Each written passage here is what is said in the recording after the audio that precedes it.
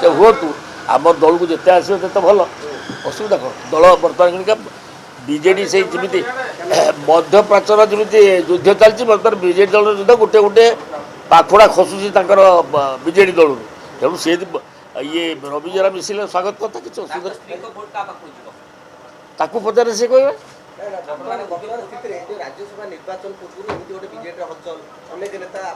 ଆପଣ ଦେଖିବେ ମୁଁ ଆଜି ବି କହିଦେଉଛି ଆମ ପ୍ରାର୍ଥୀ ଜିତିବ ଦୁଇ ତ ଇଏ ଏଇ ଯେଉଁ ଅଛନ୍ତି ତୃତୀୟଟି ଆମ ପ୍ରାର୍ଥୀ ଜିତିବ ଦିଲ୍ଲୀପ ରାୟ ଜିତିବ ସେ କେମିତି ଜିତିବ ଖେଳ ହବ ହଁ ସେ ସମୟକୁ ଅପେକ୍ଷା କରନ୍ତୁ ମୁଁ କାହିଁ କହିବି କ୍ରସ୍ ଉଠିବ କିନ୍ତୁ ସେ ଜିତିବ ଖେଳ ଭଲରେ କ'ଣ ଆରମ୍ଭ ହେଇଗଲା ନା ବାକି ଅଛି ହଁ ହଁ କିଛି ଅସୁବିଧା ନାହିଁ ଆମେ ଜିତିବା